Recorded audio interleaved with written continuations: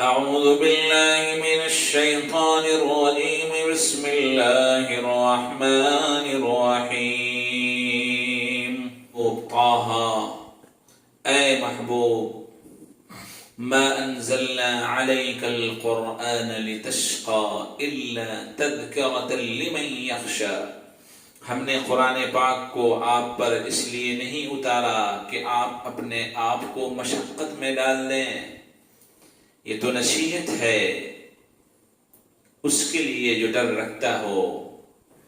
شان نزول اس آیت کی یہ ہے کہ اللہ تبارک و تعالی اپنے محبوب صلی اللہ علیہ وسلم کو نماز سے اتنا شرف اور تعلق پیدا فرما دیا تھا کہ تہجد کی نماز کے لیے جب کھڑے ہوتے تو پوری رات کھڑے رہتے، پاؤں مبارک پہ ورم آ جاتا تھا۔ جبریل امین تشریف لائے اور کہا کہ اے محبوب الہی، آپ اپنے آپ کو اتنی مشقت میں مت ڈالیے، بلکہ خدا یہ چاہ رہا ہے کہ آپ اپنے آپ کو اور اپنے جسم مبارک کو آرام بھی دیا کیجئے۔ اسی بات پر یہ آیت نازل ہوئی، تنزیلا ممن خلق الارض والسماوات العلا، یہ اس پروردگار کی طرف سے نازل کی ہوئی کتاب ہے جس نے آسمانوں کو اور جس نے زمینوں کو اور بلند آسمانوں کو پیدا فرمایا۔ الرحمن علی العرش استوى، الرحمن عرش پر استوا فرمایا، جلوہ افروز ہوا، قائم ہو گیا۔ عرش اللہ تبارک و تعالیٰ کے بیٹھنے کی جگہ ہے اور اس کے پائے بھی ہیں، اور بہت بڑی چیز ہے، ہر چیز کو اپنے احاطے میں لی ہوئی ہے۔ یہ اللہ رب العزت نے اس کی کیفیت کا حقیقی علم اپنے پاس ہی رکھا ہے، انسانوں کو اس سلسلے میں پوری تفصیل اور ڈیٹیل نہیں بتلائی گئی ہے۔ لَهُ مَا فِي السَّمَاوَاتِ وَمَا فِي الْأَرْضِ وَمَا بَيْنَهُمَا وَمَا تَحْتَ الثَّرَى، آسمانوں میں جو کچھ بھی ہے، زمینوں میں جو کچھ بھی ہے، اور جو کچھ ان دونوں کے درمیان میں ہے اور جو زمین کے نیچے ہے، ہر چیز اسی کی ہے۔ یعنی وَإِن تَجْهَرْ بِالْقَوْلِ فَإِنَّهُ يَعْلَمُ السِّرَّ وَأَخْفَى، اور اگر تو بات زور سے کہے، پکار کر کہے، خدا ایسا ہے کہ وہ ہر ایک پوشیدہ بات کو اور اس سے بھی زیادہ چھپی ہوئی بات کو، دلوں کے احساسات کو بھی جانتا ہے، اس سے کوئی چیز چھپی نہیں۔ بعض مفسرین نے اس آیت سے دعا کو آہستہ اور خاموشی کے ساتھ مانگنے کے بارے میں استدلال کیا ہے اس آیت سے، اور کہا ہے کہ دعا خاموشی کے ساتھ مانگنی چاہیے۔ اللہ لا الہ الا ہو، وہ اللہ جس کے علاوہ کوئی معبود نہیں، لہ الاسماء الحسنى، اس کے اچھے اچھے پاکیزہ نام ہیں۔ وَهَلْ أَتَاكَ حَدِيثُ مُوسَى، اسماء حسنہ کے بارے میں یہ ہے کہ حقیقت میں اس کا علم خدا ہی کو ہے۔ بعض لوگوں نے 800 اسماء حسنہ یا خدا کے صفات نام کئی ہزاروں تک لکھا ہے۔ بعض حضرات نے خدا کے صفاتی نام بہت لکھے ہیں، لیکن حقیقت یہ ہے کہ خدا کے صفاتی نام کتنے ہیں اس کا صحیح علم اللہ کے پاس ہے، یہ انسانوں کے پاس صحیح علم اس کا نہیں ہے۔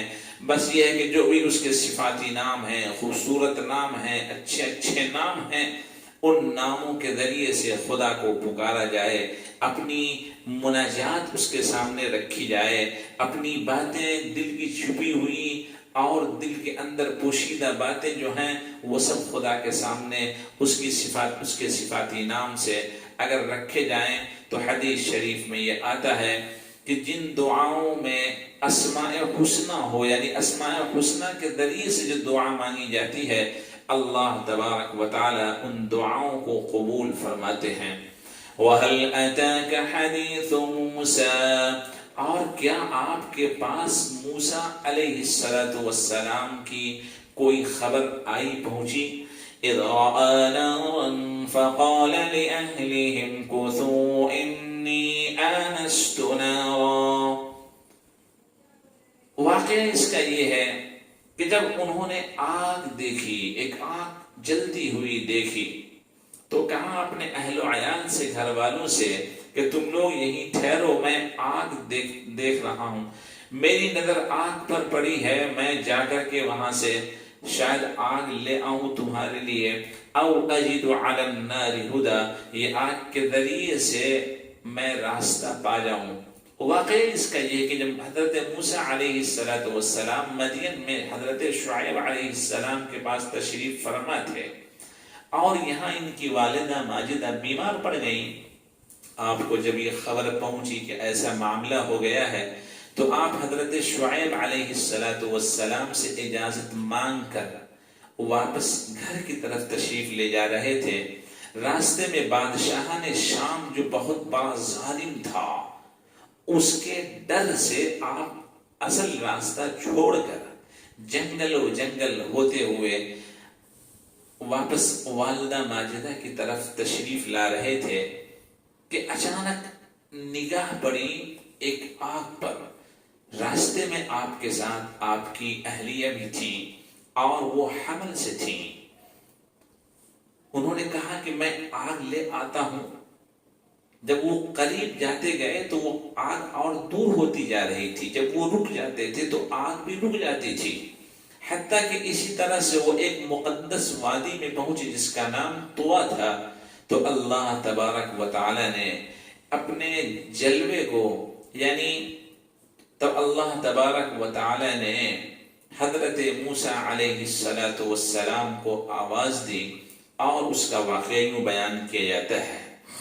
فَلَمَّا أَتَاهَا نُودِيَ يَا مُوسَىٰ، جب اس آگ کے پاس حضرت موسیٰ تشریف لے آئے تو آواز لگائی گئی، اے موسیٰ. ایک درخت وہاں دیکھا سرسبز و شاداب، جتنا اس سے قریب ہوتے ہیں وہ بہت روشن اور چمکدار تھا، وہ اتنا دور ہوتا جاتا ہے. نودیہ یا موسیٰ، آواز لگائی گئی اے موسیٰ. یہ آواز حضرت موسیٰ علیہ السلام نے اپنے جسم کے ہر حصے سے سنی، گویا جسم کا ہر حصہ کان بن گیا ہو. سبحان اللہ سبحان اللہ. بعض مفسرین نے ایسا ہی لکھا ہے.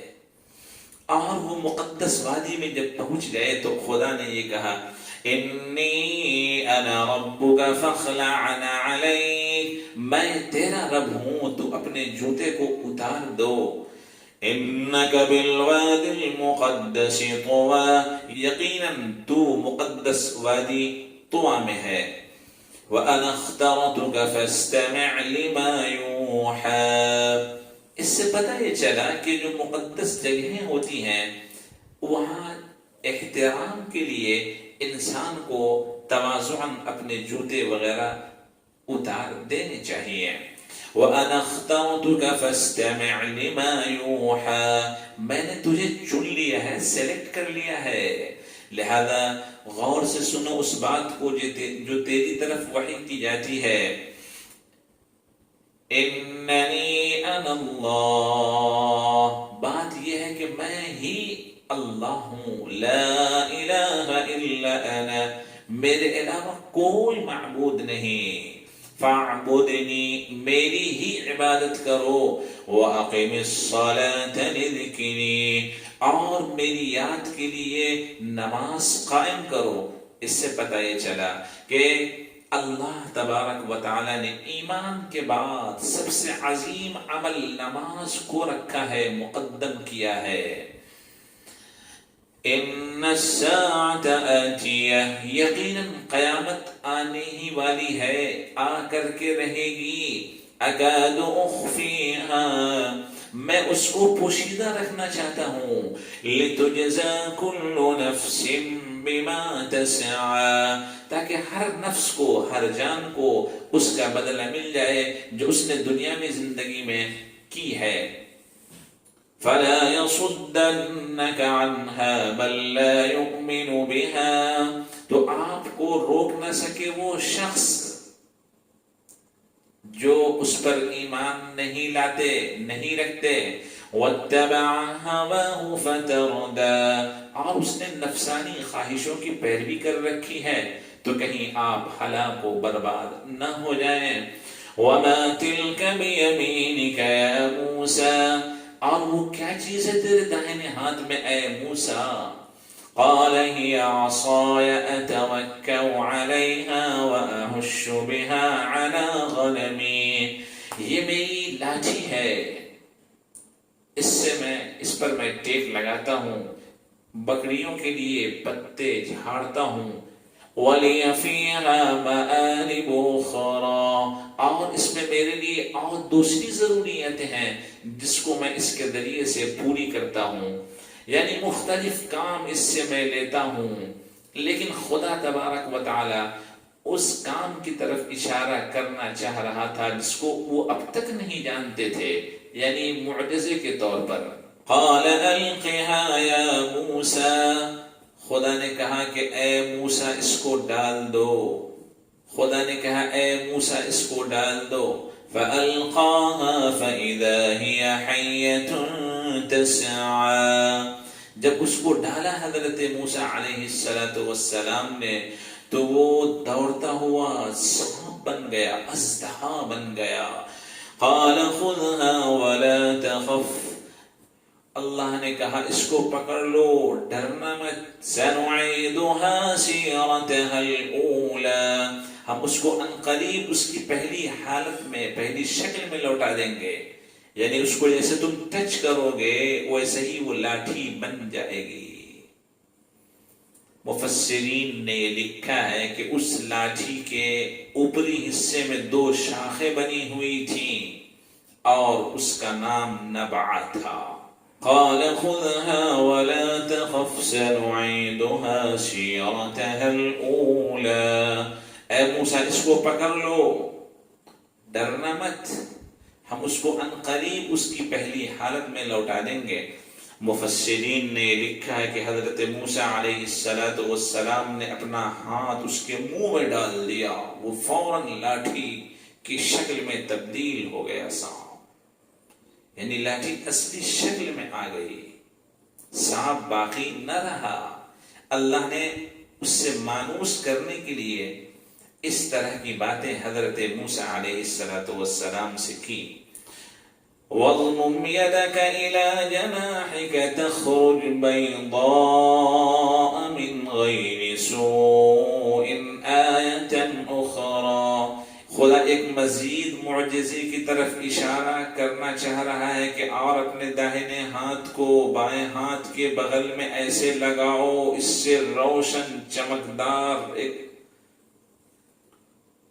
اس سے ایک روشنی نکلے گی جو بہت چمکدار ہوگی، روشن و منور ہوگی، اور یہ روشنی آفتاب کی طرح چمکتی ہوئی ہوتی تھی۔ حضرت ابن عباس رضی اللہ عنہما فرماتے ہیں کہ حضرت موسیٰ علیہ السلام کے ہاتھ سے دن و رات آفتاب کی طرح روشنی ظاہر ہوتی تھی، پھر دوبارہ جب اپنا مبارک ہاتھ وہاں لگاتے تو وہ روشنی ختم ہو جاتی۔ یہ اللہ کی طرف سے بہت بڑا معجزہ تھا جو حضرت موسیٰ علیہ السلام کو عطا کیا گیا۔ لِنُرِيَكَ مِنْ آيَاتِنَا الْكُبْرَىٰ، تاکہ ہم آپ کو اپنی بہت بڑی بڑی نشانیاں دکھلائیں۔ اذهب إلى فرعون إنه طغى، آپ جائیے فرعون کے پاس، یعنی ان معجزات کو لے کر، سمجھ کر، جان کر، ہمت و حوصلے کے ساتھ آپ فرعون کے پاس پہنچیے۔ انہ طغى، اس لیے کہ وہ سرکش ہو گیا ہے۔